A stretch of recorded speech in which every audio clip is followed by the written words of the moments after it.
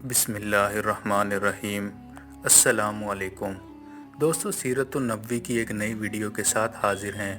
آپ صلی اللہ علیہ وآلہ وسلم نے خواب دیکھنے کے بعد عمرہ کرنے کا ارادہ فرمایا، اور اسی طرح آپ صلی اللہ علیہ وآلہ وسلم نے صحابہ کرام کے ساتھ مکہ جانے کا سفر اختیار فرمایا۔ آج کی ویڈیو میں ہم آپ کو اس سفر کے دوران پیش آنے والے معجزات کے بارے میں بتائیں گے کہ اس سفر میں صحابہ کرام نے نبی کریم صلی اللہ علیہ وآلہ وسلم کے کون کون سے عظیم معجزات کا مشاہدہ کیا۔ دوستو، پچھلی ویڈیو میں ہم نے نبی اکرم صلی اللہ علیہ وآلہ وسلم کے سفر کے بارے میں بات کی تھی کہ آپ صلی اللہ علیہ وآلہ وسلم نے خواب دیکھنے کے بعد صحابہ کرام کو مکہ ساتھ لے جانے کا ارادہ فرمایا تاکہ عمرہ ادا کر سکیں۔ لیکن دوستو، دوران سفر حضور اکرم صلی اللہ علیہ وآلہ وسلم کو اطلاع ملی کہ قریش مکہ نے آپ کو بیت اللہ کی زیارت سے روکنے کا فیصلہ کر لیا ہے۔ چنانچہ آپ صلی اللہ علیہ وآلہ وسلم نے صحابہ کرام سے اس بارے میں مشورہ فرمایا اور ارشاد فرمایا، لوگو، مجھے مشورہ دو، کیا تم چاہتے ہو کہ ہم بیت اللہ کی زیارت کے لیے آگے بڑھیں؟ اور اگر کوئی ہمیں اس سے روکے تو اس سے جنگ کریں۔ نبی اکرم صلی اللہ علیہ وآلہ وسلم کی یہ بات سن کر حضرت ابو بکر صدیق رضی اللہ تعالیٰ عنہ نے عرض کیا، اے اللہ کے رسول، آپ صرف بیت اللہ کی زیارت کے ارادے سے نکلے ہیں، آپ کا مقصد ہرگز جنگ نہیں، لہٰذا آپ اسی نیت کے ساتھ آگے بڑھتے رہیں۔ اگر کوئی ہمیں ناحق روکے گا تو ہم اس سے جنگ کریں گے۔ پھر صحابہ نے عرض کیا، اے اللہ کے رسول، ہم آپ سے وہ بات نہیں کہیں گے جو بنی اسرائیل نے حضرت موسیٰ علیہ السلام سے کہی تھی کہ آپ اور آپ کا رب جا کر جنگ کریں اور ہم یہاں بیٹھے رہیں، بلکہ ہم تو یہ کہتے ہیں کہ آپ اور آپ کا رب جنگ کریں، ہم بھی آپ کے ساتھ جنگ کریں گے۔ اللہ کی قسم، اگر آپ ہمیں برق الغماد تک بھی لے جانا چاہیں تو ہم آپ کے ساتھ ہوں گے، ہم میں سے کوئی ایک شخص بھی پیچھے نہیں ہٹے گا۔ یاد رہے، برق الغماد مدینہ منورہ سے بہت دور ایک مقام کا نام ہے۔ ان صحابہ کی رائے لینے کے بعد نبی اکرم صلی اللہ علیہ وآلہ وسلم نے فرمایا، بس پھر اللہ کا نام لے کر آگے بڑھو۔ چنانچہ مسلمان آگے روانہ ہوئے، یہاں تک کہ حدیبیہ کے مقام پر پہنچ گئے۔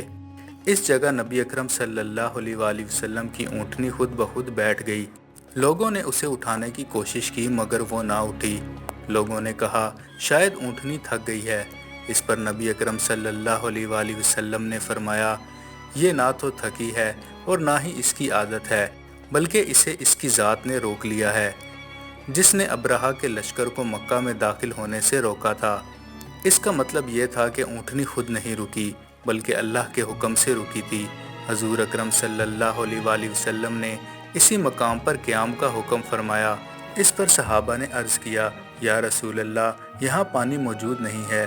یہ سن کر حضور اکرم صلی اللہ علیہ وآلہ وسلم نے اپنے ترکش سے ایک تیر نکالا اور حضرت ناجیہ بن جندب کو عطا فرمایا، جو حضور اکرم صلی اللہ علیہ وآلہ وسلم کے قربانی کے جانوروں کے نگران تھے۔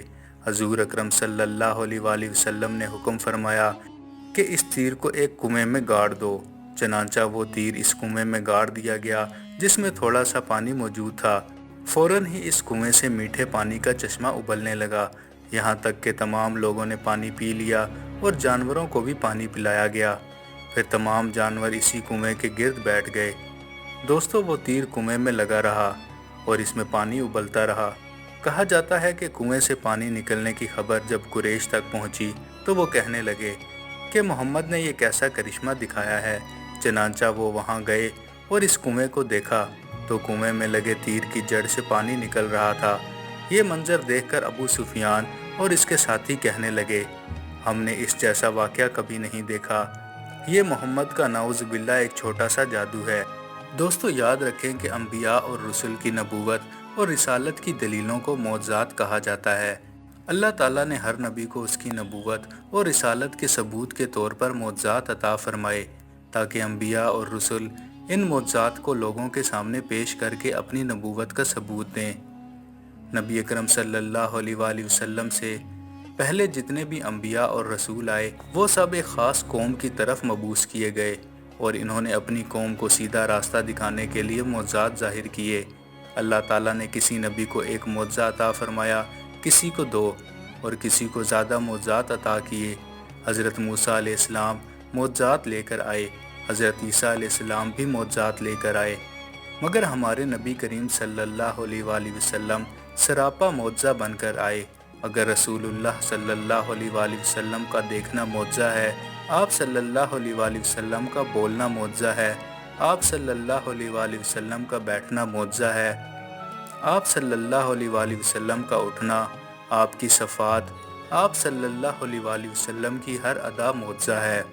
دوستو، اگر نبی اکرم صلی اللہ علیہ وآلہ وسلم کی زندگی کے معجزات کی بات کریں تو ان کا شمار ممکن نہیں۔ آپ صلی اللہ علیہ وآلہ وسلم کی پوری زندگی سراپا معجزہ ہے۔ اسی لیے ہم نبی اکرم صلی اللہ علیہ وآلہ وسلم کی سیرت نبوی کو سنتے اور پڑھتے چلے آ رہے ہیں۔ مزید ویڈیوز کے لیے چینل کو سبسکرائب کریں۔